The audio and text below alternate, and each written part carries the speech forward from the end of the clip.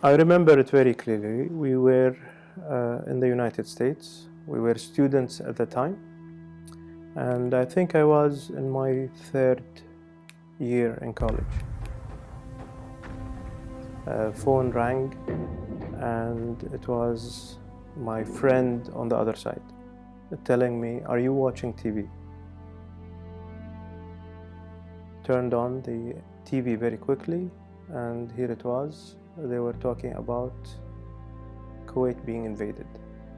The terrible crimes and tortures committed by Saddam's henchmen against the innocent people of Kuwait are an affront to mankind. It was a very shocking moment. We heard about the news late at night, and then the next day we gathered the family all together to discuss what is the next step. Everybody was not believing that the invasion happened, actually, especially it's from a very neighbor country that we have supported for a long time. I was 20 years old at that time. For the first few days, we did nothing. We just waited because the first couple of days, we didn't see any Iraqi soldiers.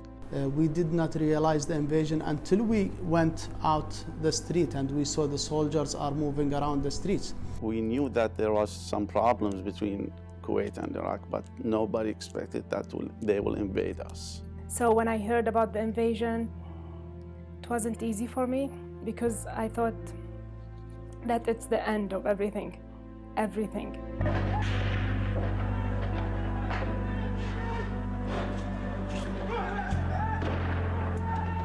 Anything can happen in this world because nobody was expecting, or I never imagined that we're going to face a war in Kuwait. We see wars all over the world, but not in Kuwait. So for it to happen in Kuwait, where it was a peaceful society, everything was, calm, no problems. Suddenly you have invasion, or you see all destruction, all this killing. You imagine now anything can happen anywhere in the world. At that moment also, I heard so many bombs, and machine guns firing from there and over there, People came to my father. They told him that you need to leave Kuwait. It's very dangerous. But he said, I was born here in Kuwait and I will die here in Kuwait. I won't leave Kuwait. If everyone leaves Kuwait, how can we claim Kuwait back? We decided from the first day that we're not leaving Kuwait, and this made us strong. We don't have plan B. We're here, we have to help, and we'll be there. Either we will die or we will live the liberation, inshallah.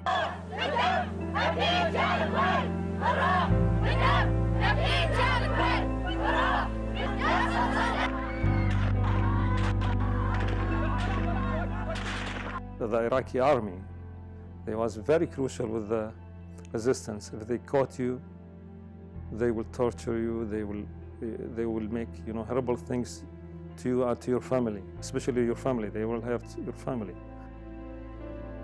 I was able to join the Kuwaiti government in Taif, and I met with at that time the foreign minister and the defense minister, and they issued me a passport because the Iraqis took all our identity cards, and that was also against international law and against Geneva Convention. I wrote flyers, and the flyers was like directed to the troops and to the Iraqi soldiers, and just wanted to express our feelings as Kuwaitis during that time. We don't hate Iraqi troops.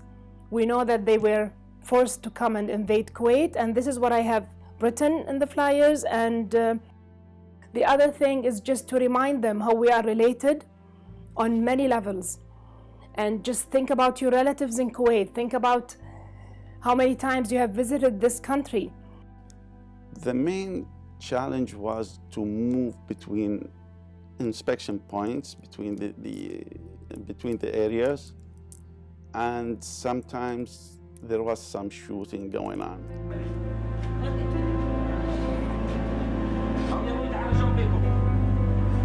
فوق من فوق الشوارع ما في ماي.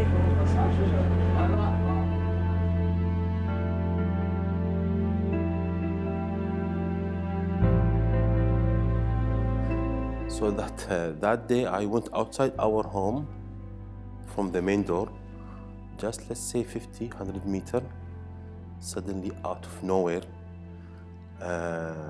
You know, the Iraqi have a shot, a light shot. A light shot come all the way above me, and after that it was a real shot. There was an Iraqi soldiers 2 or 3 kilometers away. He was warning me, go inside your home, otherwise the next shot will be in your heart. And we went on and on like that. We lived day by day, thinking the next day these troops will go away. We had hope.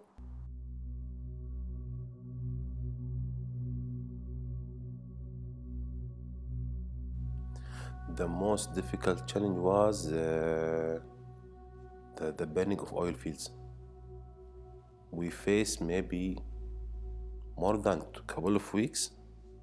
The sky was black. The rain was black.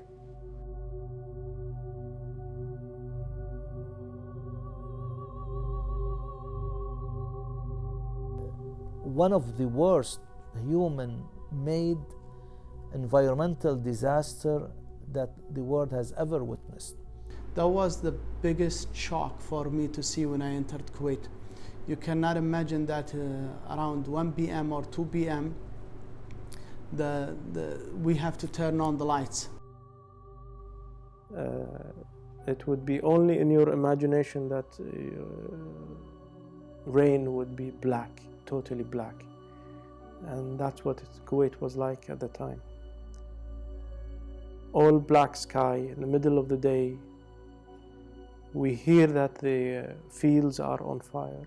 This is where now more than 90% of Kuwait's revenue comes. And now it's on fire.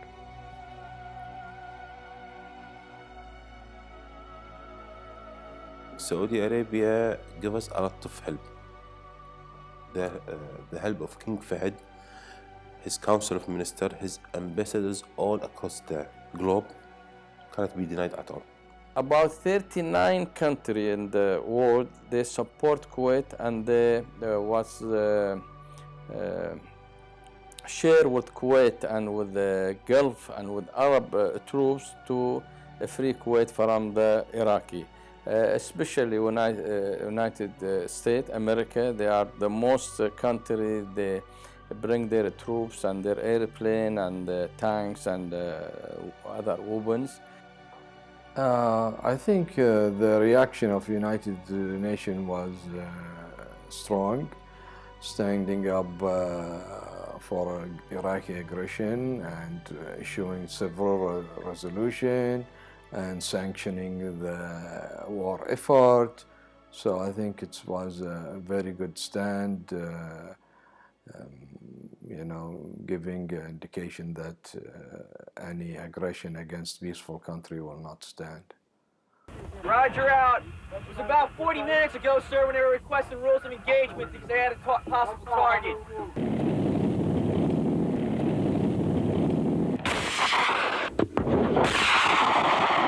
قوله عز شأنه يا أيها الذين آمنوا إن تنصروا الله ينصركم ويثبت أقدامكم صدق الله العظيم والسلام عليكم ورحمة الله وبركاته.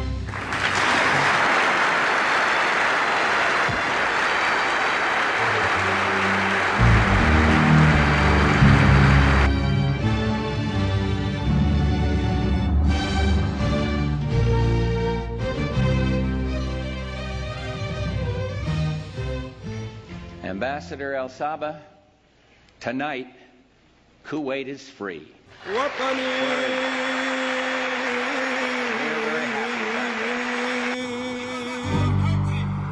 وطن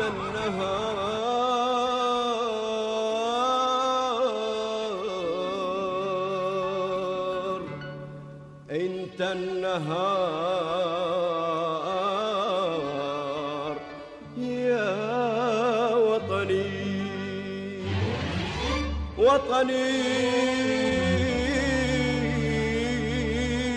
One scene I will never forget is when we heard that the Iraqi troops are withdrawing from Kuwait. We didn't believe it until we saw it. I mean, we saw the Iraqi army surrender to Kuwaitis, to civilian Kuwaitis. It was something between shock and disbelief. We were really happy.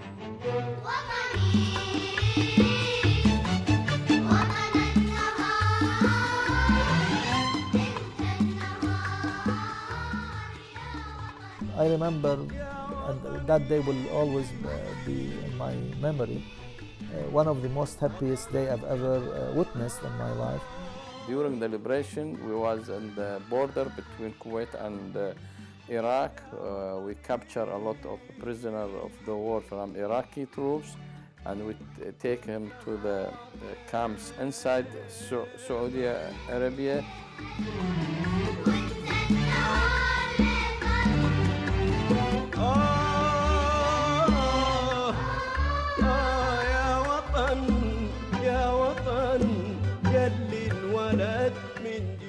I don't consider all the feelings that I have like memories.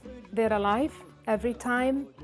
If I hear something about the invasion, the whole tape, like the 9 months of the invasion, is alive.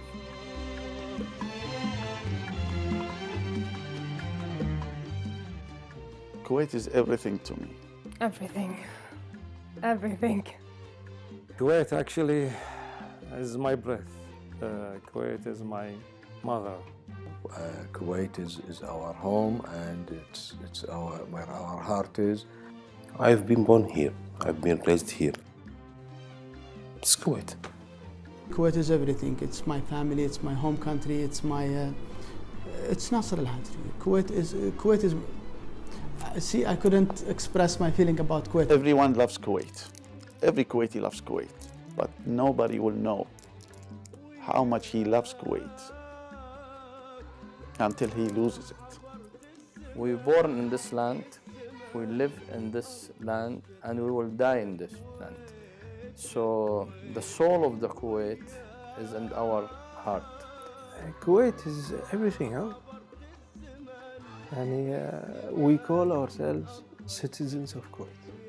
Huh? How can you be a citizen of Kuwait without having Kuwait?